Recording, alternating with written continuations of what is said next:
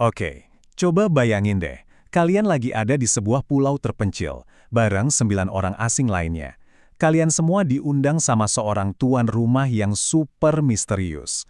Awalnya sih, kelihatannya bakal jadi pesta makan malam yang asyik, tapi acara itu malah berubah jadi mimpi buruk yang gak pernah terbayangkan. Nah, ini dia puncaknya.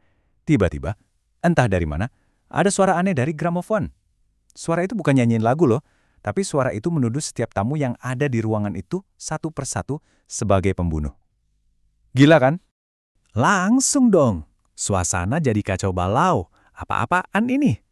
Nah, dari sinilah kita akan telusuri petunjuk pertama yang bikin merinding ini, yang bakal mengungkap niat busuk di balik undangan misterius itu. Ada satu detail kecil nih, tapi wah ini penting banget. Philip Lombard, salah satu tamu, nemuin judul piringan hitam yang diputar tadi. Judulnya Swan Song atau Lagu Angsa. Judul ini seolah jadi pertanda, sebuah isyarat mengerikan yang udah direncanain matang-matang. Bikin suasana jadi makin horor.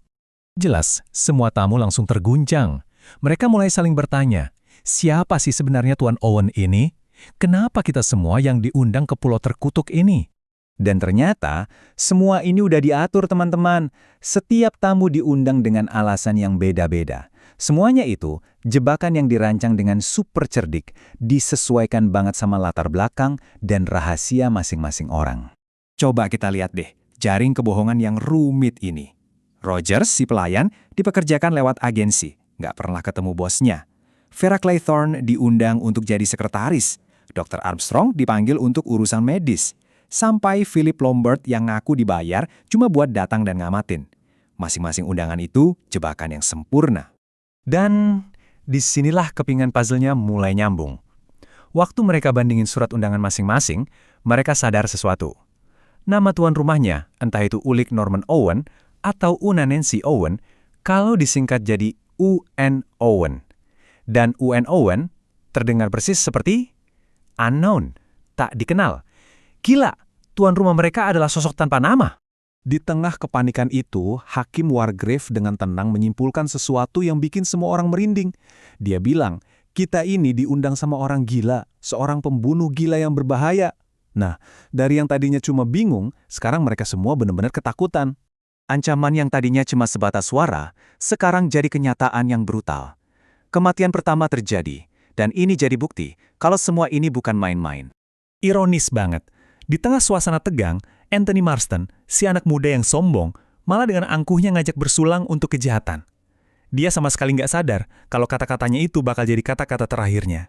Dan kejadiannya cepet banget, tiba-tiba dia tersedak parah, mukanya jadi ungu, terus langsung jatuh dari kursinya. Tewas seketika. Semua orang yang ada di sana cuma bisa terpana, syok melihat kejadian itu.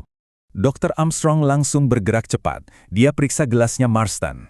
Dan, ya, ketakutan semua orang terbukti. Ini bukan kecelakaan. Ini pembunuhan. Ada racun potasium sianida di minumannya. Korban pertama sudah jatuh. Kengeriannya nggak berhenti di situ. Para tamu mulai sadar ada sesuatu yang lebih aneh lagi. Cara Marston meninggal karena tersedak itu persis sama dengan baris pertama dari sebuah sajak anak-anak kuno yang bingkainya ada di setiap kamar. Sekarang, jumlah mereka tinggal 9 orang, pas seperti di sajak itu. Dan yang lebih bikin bulu kuduk berdiri, Roger si pelayan sadar kalau salah satu dari 10 patung porselen kecil di atas meja makan tiba-tiba hilang. Kebetulan? Kayaknya bukan ya. Malam itu gak ada yang bisa tidur tenang pastinya. Semua orang ngunci pintu kamar rapat-rapat, tapi rasa aman itu gak bertahan lama. Pagi harinya ada penemuan yang jauh lebih mengerikan. Kematian kedua ini jadi konfirmasi. Ini bukan lagi serangkaian kebetulan, tapi ini adalah sebuah pola yang mematikan. Sang pembunuh benar-benar ada di antara mereka, dan dia baru saja memulai permainannya. Langsung deh. Mereka saling curiga. Siapa pelakunya? Ada 2 teori utama yang muncul, yang nunjukin betapa paranoidnya mereka. Emily Brand yang sangat religius, mikir ini hukuman Tuhan. Sementara Blore yang detektif, langsung nuduh suaminya sendiri yang membunuh istrinya. Dengan 2 orang tewas, harapan satu-satunya mereka buat kabur dari pulau ini cuma satu. Perahu yang seharusnya datang setiap pagi bawa perbekalan. Tapi Jam terus berjalan, jam 7 lewat, jam 8, sampai jam 10 pagi, lautan di depan mereka tetap sepi, gak ada tanda-tanda perahu sama sekali. Perlahan-lahan, mereka sadar akan kenyataan pahit. Mereka benar-benar terputus dari dunia luar. Dan Blur akhirnya menyuarakan apa yang ada di pikiran semua orang. Dia bilang, ini bukan kebetulan. Perahu yang gak datang itu bukan karena cuaca buruk. Ini semua adalah bagian dari rencana si pembunuh. Mereka sengaja diisolasi. Jadi, situasinya sekarang benar-benar tanpa harapan. 8 orang yang tersisa terjebak bersama satu pembunuh di antara mereka. Gak ada perahu, gak ada jalan keluar, benar-benar jebakan yang sempurna. Jadi pertanyaan terbesarnya sekarang, siapa korban selanjutnya? Sajak itu bilang masih ada 8 kematian lagi. Misteri di Pulau Negro ini baru saja dimulai, dan jam terus berdetak untuk mereka yang masih hidup. Kira-kira apa yang akan terjadi selanjutnya?